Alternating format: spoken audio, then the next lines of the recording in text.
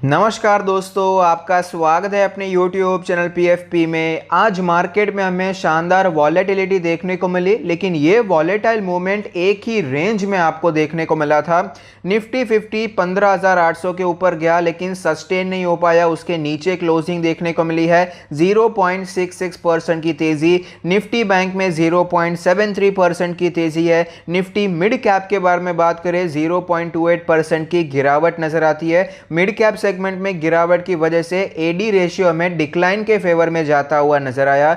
Commodity segment के बारे में बात करें, क्रूड ऑयल में करेक्शन चलता हुआ नजर आता है। ऑफ कोर्स इतनी तेजी देखने को मिली तो प्रॉफिट तो बुक होना ही है। नेचुरल गैस में भी थोड़ा सा करेक्शन चल रहा है। गोल्ड सिल्वर हमें फ्लैट ट्रेड करते हुए नजर आते हैं। करेंसी मार्केट के बारे में बात करें, मिक्स सिग्नल्स है, लेकिन ओवरऑल रुपये में अभी भी आपको वीकनेस कंटिन्यू रहती हुई नजर आती है। ग्लोबल इंडाइसेस के बारे में बात करें, पॉजिटिविटी नजर आ रही है। एसजीएक्स निफ्टी हमें 15,800 के ऊपर दिखाई पड़ता है, बहुत ही अच्छी बात है।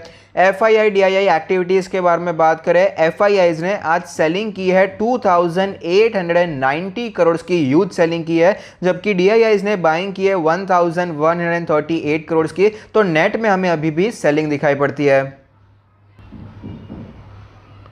निफ्टी के चार्ट पर हम आ चुके हैं, हमें क्लियरली पता चलता है सबसे पहले गैप अप ओपनिंग देखने को मिली, उसके बाद फिर तेजी आए, फिर से गिरावट आए, फिर से तेजी आए, फिर से गिरावट हुई। तो ओवरऑल यहां पर आपको कंसोलिडेशन देखने को मिला। उसके बाद हमें ट्रेंडिंग दिखाई दे रहा था, मार्केट ऊपर जाता हुआ नजर आता था, लेकिन 15,800 के आसपास एक स्ट्रॉन्ग रेजिस्टेंस फेस करना पड़ा। वापस ये कंसोलिडेशन में एंटर करता हुआ नजर आया। ज्यादा आपको कोई ट्रेंडिंग मार्केट आज दिखाई नहीं पड़ा। उसका एक रीजन है, रिलायंस एजीएम था।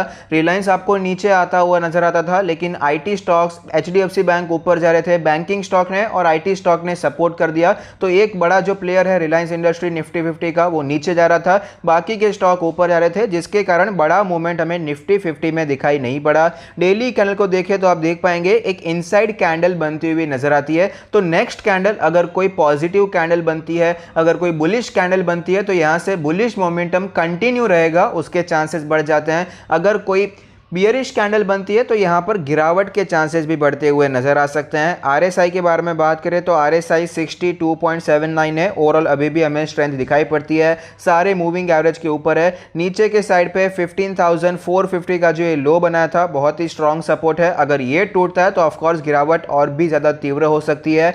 और अगर बात करें ऊपर के साइड पर तो 15,900 पर डबल टॉप बना दिया है ऑलरेडी। ये एक स्ट्रॉन्ग रेजिस्टेंस है। अगर ये लेवल टूटता है तो तुरंत ही हमें 16,000 के लेवल्स दिखाई पड़ सकते हैं। रिलायंस एजीएम के कुछ हाइलाइट्स के बारे में बात करें तो अरामको आरआईएल के पार्टनरशिप के बारे में बात करते हैं। सबसे पहले रिलायंस के बोर्ड में सऊदी अरामको के चेयरमैन को इंडिपेंडेंट डायरेक्टर की तरह ज्वाइन कर लिया गया है, बहुत ही अच्छी बात है। एक्सेलरेटेड ग्रोथ को अचीव करने के लिए रिलायंस अभी और भी सऊदी अरामको के साथ स्ट्रैटेजिक पार्टनरशिप करने वाला है अपने O2C बिजनेस में, बहुत ही अच्छी बात है। Aramco RL partnership will be formalise this year with more updates awaited, और भी कई अपडेट्स आपको दिखाई पड़ेंगे। ये तो अभी इंटरनेशनलाइजेशन की शुरुआत हो रही है, ऐसे कई अपडेट्स आपको आगे भी दिखाई पड़ सकते हैं, ऐसे कई प्लान्स आपको आगे दिखाई पड़ सकते हैं, ऐसे अंबानी जी ने कहा है। तो बहुत ही अच्छी बात है, रिलायंस के शेयर होल्डर्स के लिए बहुत ही पॉजिटिव बात बनकर आती है।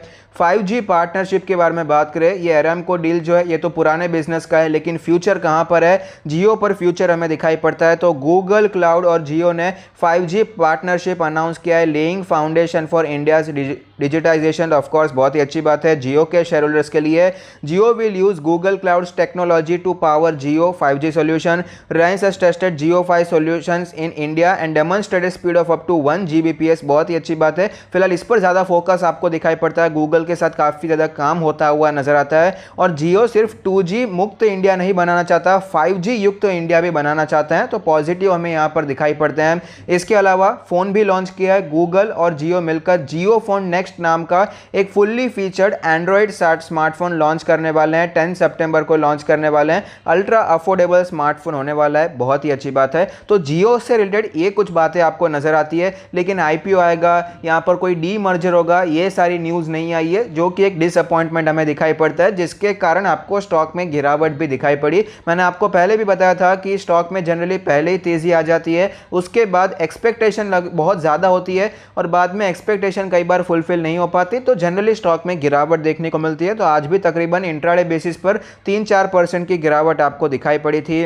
अब बात करते हैं रिलायंस रिटेल के बारे में। तो रिलायंस रिटेल बहुत ही अच्छा परफॉर्म करता हुआ नजर आता है। ऐसे समय में 65,000 न्यू जॉब्स इन्होंने क्रिएट किए हैं। हाइपर ग्रोथ ट्रेजेक्टरी में जाता हुआ नजर आ रहा है। एटलीस्ट 3 टाइम्स हमें ग्रोथ देखने को मिलेगी आगे आने वाले 3 से 5 सालों में। तो आप समझ सकते हैं कितनी जोरदार ग्रोथ दिखाई दे रही है, और वो भी एटलीस्ट का है, अराउंड नहीं, एटलीस्ट 3 टाइम्स ग्रोथ आपको देखने को मिलेगी। तो बहुत ही अच्छी बात है। 5 स्टेप्स यहां पर इन्होंने बताए हैं। Establishing research design centres, further strengthening value ecosystem, building state of the art supply chain infra, renewed focus on customers and continue to acquire businesses. फिलहाल आपको पता ही होगा कई बिजनेसेस को रिलायंस इंडस्ट्री ने एक्वायर किया है, ऐसा आपको कंटिन्यू रहता हुआ भी नजर आ सकता है। तो कई छोटी कंपनीज में एक्विजिशन आपको कंटिन्यू रहता हुआ नजर आ सकता है। न्यू एनर्जी बिजनेस, ये बहुत ही ज़्यादा पॉजिटिव है। ये मेरे हिसाब से बहुत ही ज़्यादा एग्रेसिव प्लान हमें दिखाई पड़ता है। रिलायंस इंडस्ट्री अभी न्यू एनर्जी बिजनेस में भी एंटर करने वाली है और ओवरऑल 75,000 करोड़ का इन्वेस्टमेंट करने वाले हैं। तो ग्रीन एनर्जी में एंटर होते हुए नजर आते हैं। मेरे हिसाब से बहुत ही बोल्ड स्टेप है। पहले भी इन्होंने जो स्टेप लिया था जियो को लॉन्च करके, रिलायंस रिटेल को जोर देकर, वहां पर भी बहुत ही खर्चा किया था, और जैसे ही जियो अभी फ्री कैश फ्लो हो चुका है तो यहां पर नया बिजनेस खोल दिया। तो बहुत ही एग्रेसिव प्लान हमें दिखाई पड़ता है, बहुत ही अच्छी बात है। तो यहां पर ऑफ कोर्स निवेश करना तो बनता है। ओवरऑल हाइलाइट्स के बारे में बात करें तो जियो में हमने हाइलाइट्स देखा कि जो क्लाउड वाला सर्विस है वो है, और दूसरा फोन आने वाला है। अरामको के बारे में हमने बात की कि फ्यूचर में और अपडेट्स आपको दिखाई पड़ सकते हैं। फिलहाल ज़्यादा कुछ अपडेट आपको अरामको डील पे दिखाई नहीं पड़ता। रिलायंस रिटेल में भी कोई बड़ी कोई न्यूज़ नहीं है, वहाँ पर आपको ग्रोथ अच्छी दिखाई पड़ेगी, पॉजिटिव कमेंट्री दिखाई पड़ती है। मेन जो हाईलाइट दिखाई पड़ता है फिलहाल वो इनका नया एनर्जी का बिजनेस है। 75,000 करोड़ का इन्वेस्टमेंट करने वाले हैं। तो ऑफकोर्स यहाँ पर आपको अच्छी ग्रोथ यहाँ पर दिखाई पड़ सकती है। इन्फोसिस में आज हमें अच्छी तेजी देखने को मिली। कल से बायबैक शुरुआत होने वाली है। 9,200 करोड़ का ये बायबैक है। तो ऑफकोर्स आपको यहाँ पर तेजी देखने को मिली है। सिर्फ इन्फोसिस में नहीं, बाकी के आईटी स्टॉक्स में भी तेजी देखने को मिली। एक्सेंचर के रिजल्ट्स आए हैं, रिजल्ट्स अच्छे देखने को मिले। इसके कारण एक्सपेक्टेशन में स्टॉक हमें भागते हुए नजर आए हैं। अब इसका रिएक्शन तो आपको कल देखने को मिलेगा, ये कंटिन्यू रहता है या नहीं रहता, लेकिन ओवरऑल हमें यहाँ पर आईटी स्टॉक्स में अच्छी तेजी दिखाई पड़ती है। इंडिया पेस्टिसाइड्स आईपीओ के बारे में बात करें, आज दूसरा दिन है। क्यूआईबी ने 2.31 टाइम सब्सक्राइब किया है, एनआईआईज ने 0.91 टाइम सब्सक्राइब किया है, रिटेल इन्वेस्टर ने 5.88 टाइम सब्सक्राइब किया है। टोटल 3.79 टाइम्स का सब्सक्रिप्शन देखने को मिला, अच्छी बात है। तो मैं आपको कल अपडेट कर दूंगा टेलीग्राम चैनल पर कि यहाँ पर लिस्टिंग इनके लिए अप्लाई करना चाहिए या नहीं करना चाहिए। फिलहाल एज ऑन डेट तो सिचुएशन बहुत ही अच्छी दिखाई पड़ती है, अप्लाई करने जैसा दिखाई पड़ता है। तो अगर आपकी वीडियो अच्छा लगता है तो प्लीज़ कोई फीडबैक दीजिए। Thank you, stay happy, happy investing.